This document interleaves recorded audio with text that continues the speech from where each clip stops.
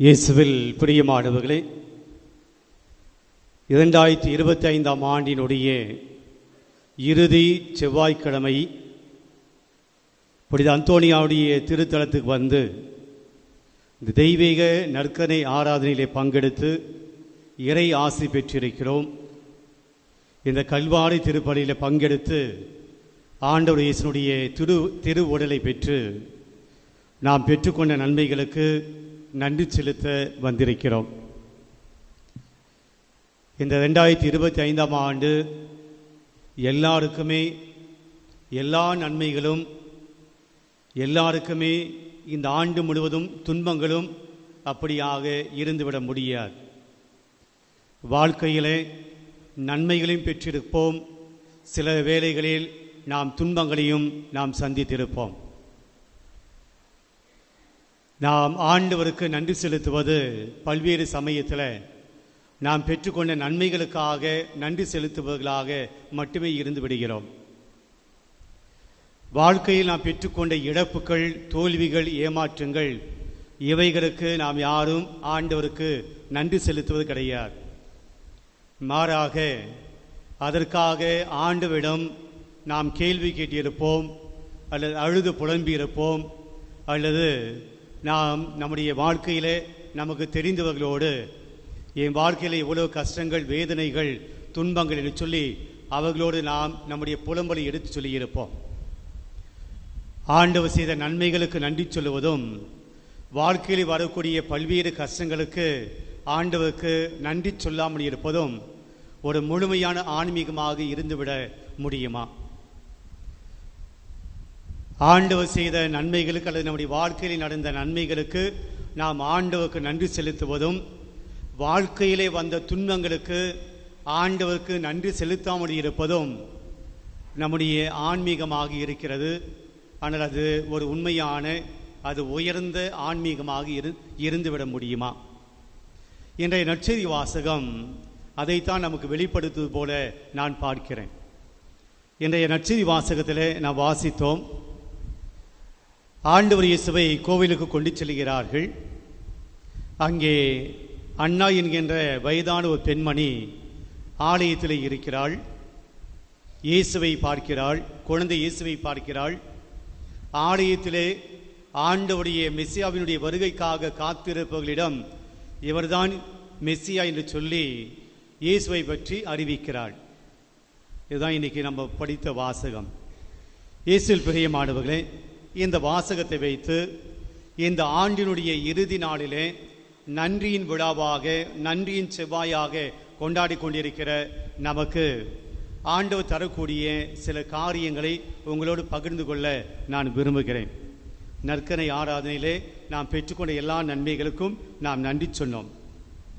இன்றைக்கு அதைவிட கொஞ்சம் மேன்மையாக, இன்னும் சற்று உயர்ந்தவர்களாக, நம்முடைய ஆன்மீகத்தை இன்னும் கொஞ்சம் உயர்ந்த நிலையிலே நாம் கொண்டிருக்க வேண்டும் என்பதை இந்த நற்செய்தி நமக்கு சொல்கின்ற பாடமாக இருக்கிறது. முதலில் அந்த பெண்மணியை பற்றி பார்ப்போம். வயதான அந்த பெண்மணி, விவிலியை வைத்திருக்கிறவர்கள் நீங்கள் எடுத்துக்கொள்ளலாம். நாம் படித்த வாசகம் நற்செய்தி லூக்கா நற்செய்தி அதிகாரம் 2 இறைவார்த்தைகள் 36 முதல் 40 வாசித்திருக்கிறோம். ஆசேர் குலத்தை சார்ந்த பானுவேலின் மகளாகிய அண்ணா என்னும் இறைவாக்கினர் ஒருவர் இருந்தார். அந்த பெண்ணுடைய அல்லது அந்த பெண்மணியுடைய பெயர் சொல்லப்படுகிறது அண்ணா. அடுத்த வாக்கியம், அவர் வயது முதிர்ந்தவர், மணமாகி 7 ஆண்டுகள் கணவரோடு வாழ்ந்த பின் அவர் கைம்பெண் ஆனவர். இப்போ நம்ம ஒன்றொன்றாக பார்ப்போம். மணமாகி எத்தனை ஆண்டுகள் கணவனோடு இருந்தார்? 7 ஆண்டுகள் தான். குடும்ப வாழ்க்கையில் கணவனோடு மனைவி அல்லது மனைவியோடு கணவனும் நீண்ட காலமாக வாழ வேண்டும் என்றுதான் ஒவ்வொரு தம்பதியும் எண்ணுவார்கள். நீடி ஆயுள் பெற வேண்டும், உங்களுடைய திருமண வாழ்க்கையிலே நீங்கள் நீடித்து வாழ வேண்டும் என்று தான் நாம் எல்லோரையும் ஆசிர்வதிப்போம். திருமண நாளிலே உங்களுடைய திருமண வாழ்க்கை மகிழ்ச்சியாக இருக்க வேண்டும், நீடிய ஆயுளோடு நீங்கள் இருக்க வேண்டும், நீடித்து நீங்கள் வாழ வேண்டும், எல்லா பேறுகளும் பெற வேண்டும், குழந்தை செல்வத்தோடு வாழ்த்த வேண்டும் என்று நாம் ஒருவரை திருமண நேரத்தில் மணமக்களை வாழ்த்துகிற போது நீடி ஆயுள் இருக்க வேண்டும் என்றுதான் நாம் வாழ்த்துவோம். பிரியமானவர்களே, 7 ஆண்டுகள் என்பது நீடித்த வாழ்வு அல்ல. ஒரு குடும்ப வாழ்வில் 7 ஆண்டுகள் என்பது பெரும் அதிகமான ஆண்டுகள் கொண்டது அல்ல, வெறும் 7 ஆண்டுகள். சில சமயத்தில் பல குடும்பங்களில் உடனடியாக கணவனை இழந்து போனவர்கள் அல்லது சற்று நாட்களில், மாதங்களில், ஆண்டுகளில் இறந்து போன கணவனோ மனைவியோ அப்படிப்பட்ட குடும்பங்களை நாம் சந்தித்திருக்கலாம். அப்படி சந்திக்கிற போது அவர்களை அல்லது அவர்கள் நமக்கு சொல்லக்கூடிய செய்திகள் என்னவாக இருக்கு என்று உங்களுக்கு தெரியும். என்னுடைய அனுபவத்தில் நான் இதை அடிக்கடி சொல்லி இருக்கிறேன். அவர்கள் நல்ல கிறிஸ்துவ குடும்பம், ஆலயத்துக்கு எப்போதுமே வரக்கூடிய குடும்பம். திடீரென கணவன் ஒரு விபத்திலே இறந்து போகிறார். அதுக்கு பின்னாடி அந்த மனைவி, அந்த பெண்மணி ஆலயத்துக்கு வருவதை நிறுத்திவிட்டாள். நான் பங்கு தந்தியாக இருந்தேன். சென்று சந்தித்த போது அவங்க சொன்னாங்க, கடவுளெல்லாம் நாங்கள் நம்பல ஃபாதர். நாங்கள் டெய்லி பூசைக்கு வந்தோம், கோயிலில் அவ்வளோ பக்தியாக இருந்தோம், கோயில் பணிகளை அப்படி எங்களை ஈடுபடுத்தி கொண்டோம். என் கணவர் என்ன தப்பு பண்ணார்? சாவக்கூடிய வயசாது, அவர் இந்த உலகத்தை விட்டு போக வேண்டிய வயசா, இளம் வயசாச்சு. எங்கள் குழந்தை பிள்ளைகள் குழந்தைகளாக இருக்கிறாங்க, இவங்களெல்லாம் நாங்கள் எப்படி காப்பாற்ற முடியும்? என் கடவுளுக்கு இதெல்லாம் தெரியாதா? இப்படி தான் புலம்பினார்கள். ஆக 7 ஆண்டுகளில் இந்த அண்ணா என்பவர் தன்னுடைய கணவனை இழந்திருக்கிறார். மிகப்பெரிய இழப்பு ஒன்று. 2வது, கணவரோடு வாழ்ந்த பின் அவர் கைம்பெண் ஆனவர். அது தெரிய நமக்கு. கணவனை இழந்த பின்பு அவர் கைம்பெண் ஆனவர். மறைமுகமாக சொல்லப்படுகிறது, அவள் இன்னொரு திருமணம் செய்து கொள்ளவில்லை. யூத சமூகத்தில் அது நடக்காது. ஆனாலும் அங்கே அவர் கைம்பெண் ஆனவர் என்ற அந்த வார்த்தையை லூக்கா பதிவிடுகிறார். கணவனை இழந்து விட்டார் என்று சொன்னாலே நமக்கு புரியும் அவர் கைம்பெண் என்று சொல்லி. ஆனாலும் அந்த கைம்பெண் என்ற வார்த்தையை அங்கே பதிவு செய்கிறார். ஏனென்றால் யூத சமூகத்தில் கைம்பெண் என்பது இன்றைக்கு ஒரு விடோ அல்லது விதவை பெண் அல்லது கைம்பெண் இன்றைய சமூகத்தில் வாழ்வது ரொம்ப ஈஸி. உங்களுக்கு படிப்பு இருந்தால் போதும், நீங்கள் வாழ முடியும். அல்லது உங்களுக்கு செல்வாக்கு இருந்தால் போதும், வாழ முடியும். உங்களுக்கு சப்போர்ட் இருந்தால் போதும், வாழ முடியும். உங்களுக்கு பிள்ளைகள் இருந்தால் போதும், வாழ முடியும். அப்படித்தான் பல பேர் வாழ்ந்து கொண்டிருக்கிறார்கள். ஆனால் யூத சமூகத்தில் ஒரு கைம்பெண் என்றால் வறுமை மட்டுமல்ல, அவள் ஒரு பாவியாக கருதப்பட்டாள். நீ என்ன பாவம் பண்ணன்னு தெரியல, 7 ஆண்டுகளுடைய புருஷன் ஆண்டு எடுத்துக்கிட்டார். உன்னால்தான், உன்னுடைய பாவத்தினால் தான், உன்னுடைய தீய வாழ்க்கையினால் தான் உன் புருஷன் இறந்து போயிட்டார். இப்படித்தான் பட்டம் கட்டுவார்கள். 7 ஆண்டுகளிலே கணவனை இழந்து போன பெண், ஒரு கைம்பெண், சமூகத்தில் அவர் எளிதாக வாழ முடியாது. அது மட்டுமல்ல, பரிசேயர்கள் கைம்பெண்களுடைய வீடுகளை பிடுங்கிக் கொள்வார்கள். அந்த ஒரு கலாச்சாரம் இருந்தது. இயேசு சொல்கிறார், பரிசேயர்கள் உங்களுக்கு ஐயோக்கியது, ஏனென்றால் நீங்கள் கைம்பெண்களுடைய வீடுகளை பிடுங்கிக் கொள்கிறீர்கள். இயேசு சொல்றார். அப்போ சமூகத்திலே கைம்பெண் சொத்து இருந்தாலும், வீடு வசதி இருந்தாலும் அதை அபகரித்து கொள்ளக்கூடிய சூழல் இருந்துச்சு. அதனால இவள் கைம்பெண் என்று சொல்கிற போது கணவனை இழந்தது மட்டும் பெரும் துயரம் அல்ல, மற்ற அனைத்து காரியங்களிலும் இவள் ஒடுக்கப்பட்டவளாக இருந்தாள் அந்த சமூகத்தில். அப்போ 2வது, அவள் எல்லாவற்றையும் இழந்தவளாக இருந்தாள். அதனால் தான் அந்த கைம்பெண் அண்ணா எங்க தங்கி இருந்தாள்? கோயிலில் தங்கியிருந்தாள். என்ன அர்த்தம்? கோயிலில் தங்கியிருந்தா என்ன அர்த்தம்? வீடு வாசல் இல்லை, வீடு வாசல் கிடையாது, போய் தங்குவதற்கு சொந்த வீடு கிடையாது. ஆக அவள் ஆலயத்தை தங்கியிருந்தாள். கிட்டத்தட்ட யாரும் இல்லாத ஒரு சூழல், குழந்தை இல்லாத ஒரு சூழல், வாரிசு இல்லாத ஒரு சூழல், தனிமை, விரக்தி, ஒன்றுமே இல்லாமல் வறுமையான ஒரு நிலை. ஆலயத்தில் அவள் தங்கியிருக்கிறாள். ஆலயத்தில் இருந்து பணிவிடை செய்து கொண்டிருக்கிறாள். அப்போ வீடும் போயிடுச்சு, சொத்து போயிடுச்சு, கணவன் இல்லை, பிள்ளைகள் கிடையாது, தண்ணி கட்ட தனி மரம், யாரும் இல்லாத ஒரு சூழலில் வாழ்ந்து கொண்டிருக்கின்ற இந்த அண்ணா. அடுத்ததாக நாம் என்ன பார்க்கிறோம்? வயது முதிர்ந்தவள், 84 வயது. யாராவது இங்கே இருக்கீங்களா? 84 வயசு. நீங்கள் வயசு சொல்ல மாட்டீங்க, எனக்கு தெரியும். அப்படி நேர்மையாக உண்மையாக இருக்கிறவங்க 84 வயசு யாராவது இருக்கிறீங்க என்றால் அப்போ யாருமே இல்லை. ஓகே, பரவாயில்ல, இருந்தாலும் சொல்ல தேவையில்லை, பரவாயில்ல. பிரியமானவர்களே, 84 வயது என்பது நோய் நோக்கோடு வாழ்கிற வயது.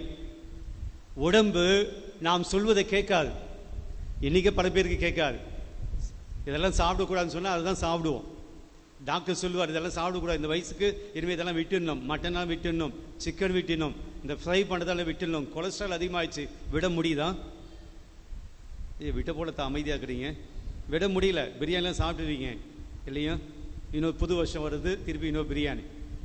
வயதுக்கு ஏற்றாற் போல், நம்முடைய உடலுக்கு ஏற்றாற் போல் நாம் நம்முடைய உணவை, நம்முடைய பழக்க வழக்கத்தை விட முடியல. ஏனென்றால் நம்முடைய சிந்தனைக்கு ஏற்றாற் போல், நமக்கு ஏற்றாற் போல் நம்முடைய உடம்பு உழைக்காது. அதை இளம் வயதில் அப்படி இருக்கும். ஆனால் வயதாக வயதாக நம்முடைய பேச்சு நம்முடைய உடம்பு கேட்காது. நம்ம நல்லா ஓடவேன்னு நினைப்போம். ஓடனா தெரியும், கீழே விழுந்துடுவோம் இல்லையா? நல்ல வேகமாக மாடிப்படி ஏறவேன்னு ஆசை இருக்கும். ஏறி பார்த்தா தெரியும், 3வது படியிலே மூச்சு வாங்கும்.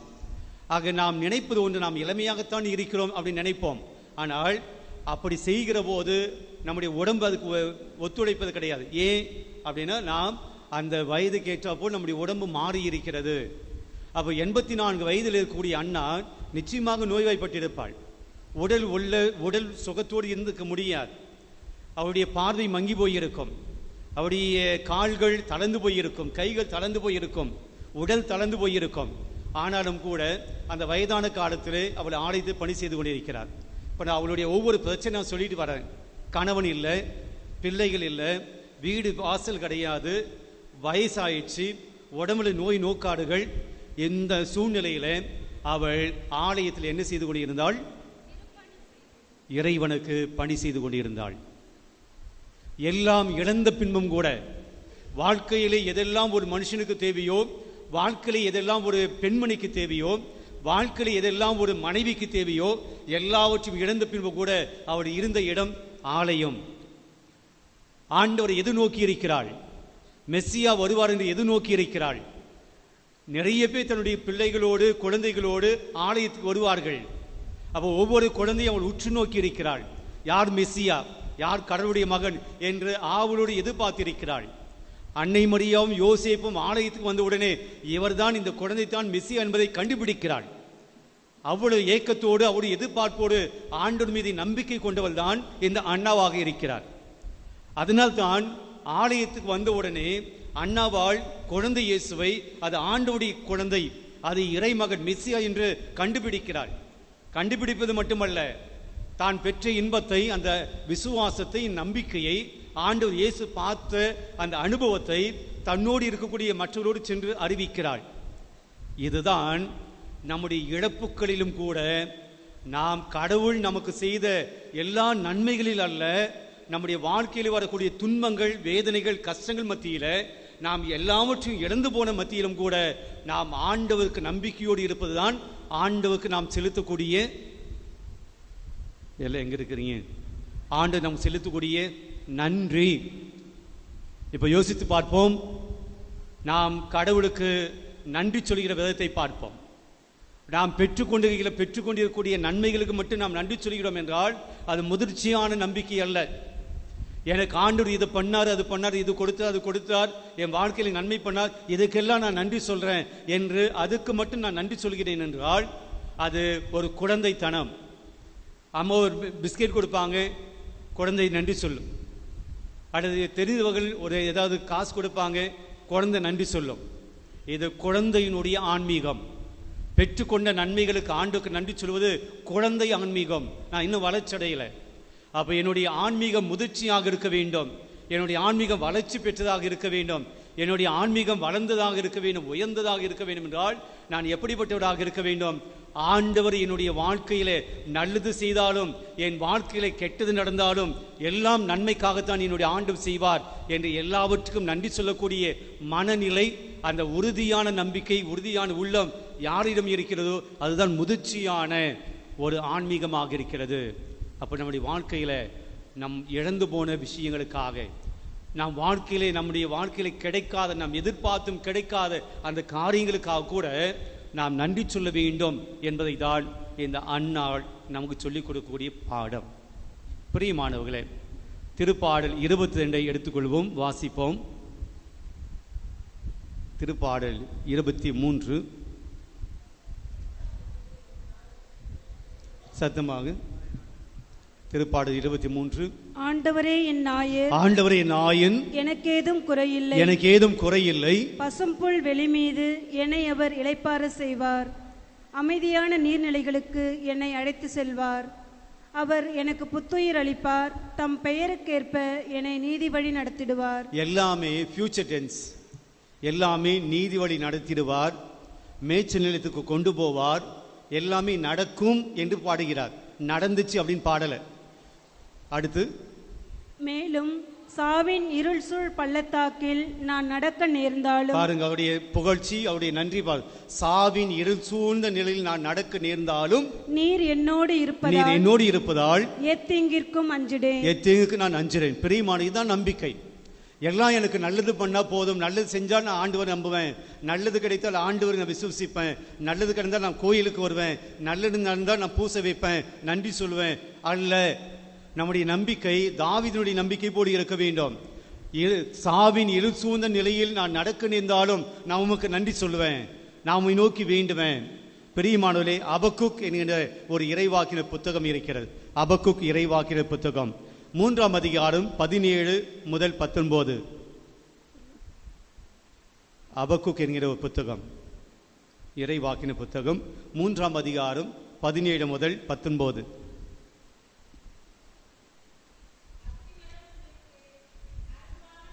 அத்திமரம் துளைத்து அரும்பாமல் போயிடும். ஒரு விதை போறாரு, அத்திமரத்தினுடைய விதை துளித்து வந்துடுச்சு, ஆனால் அது அப்படியே மடிஞ்சு போச்சு. அது அரும்பாமல் பெரிதாகாமல் அத்திமரம் துளைத்து அரும்பாமல் போயினும், திராட்சை கொடி வந்து கொடிகள் எல்லாம் பறந்து அப்படியே கொடிகள் பறந்து கிடைக்க, ஆனால் கனிகள் கிடைக்கல.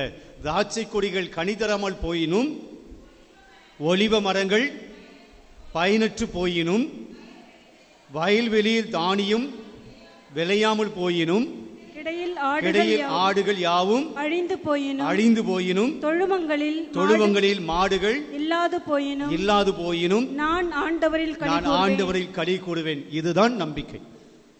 இதுதான் நம்பிக்கை. வாழ்க்கையில் எனக்கு கடவுள் இது கொடுத்தார், அதனால் நான் நம்புறேன் என்றால் அது முழுமையான உயர்ந்த நம்பிக்கை அல்ல. வாழ்க்கையில் என்னுடைய இழப்புகள் மத்தியிலும், தோல்விகள் மத்தியிலும், ஏமாற்றங்கள் மத்தியிலும் நான் எதிர்பார்ப்பு இந்த ஆண்டு முழுவதும் எனக்கு கிடைக்கவே இல்லை என்றாலும் கூட நான் 2026 நான் நம்புவேன். எனக்கு 25 ஒண்ணுமில்லாம போச்சு. 2025ஆம் ஆண்டில் என் குடும்பத்தில் இழப்புகள் நடந்தது. 2025 நான் கடன் பட்டு இருக்கிறேன். 2025 ஆண்டிலே நான் தோல்வி அடைந்திருக்கிறேன். என்னுடைய பிசினஸ் தோல்வியா முடிந்திருக்கிறது. என்னுடைய பிள்ளைகளுக்கு திருமணம் ஆகல, குழந்தை பாக்கியம் கிடைக்கல, நான் நினைச்சது எதுவுமே நடக்கல. ஆனாலும் கூட நான் 2026ஆம் ஆண்டிலே நான் மகிழ்வோடு எதிர்கொள்வேன். ஏனென்றால் என் ஆண்டவரை கைவிட மாட்டார். சாவின் இருள் சூழ் நிலையில் நான் நடக்க நேர்ந்தாலும் ஆண்டவர் என்னோடு இருப்பதால் நான் மகிழ்வேன். பிரியமான, இதுதான் நம்பிக்கை. இதுதான் அண்ணாவினுடைய நம்பிக்கையாக இருந்தது. கணவன் இறந்து போனார், ஆனாலும் கடவுளை நம்புவேன். எனக்கு பிள்ளை பாக்கியம் இல்லை, ஆனாலும் கடவுளை நம்புவேன். எனக்கு வயதாகிவிட்டது, ஆனாலும் கடவுளை நம்புவேன். என்னுடைய வீடு வாசல் ஒன்றுமில்லை, ஆனாலும் கடவுளை நம்புவேன். ஆலயத்தில் பணி செய்வேன். இதுதான் நம்பிக்கை, இதுதான் நன்றி. பிரியமானவர்களே, நம்முடைய நம்பிக்கை எப்படி இருக்கிறது சிந்தித்து பார்ப்போம். நாம் ஆண்டவரை முழுமையாக நம்புகிற போது நிச்சயமாய் அவர் ஒருபோதும் கைவிட மாட்டார். அண்ணாவுக்கு குழந்தை இயேசு தன்னை வெளிப்படுத்தியது போல நம்முடைய வாழ்க்கையிலும் அவர் தன்னை வெளிப்படுத்துவார்.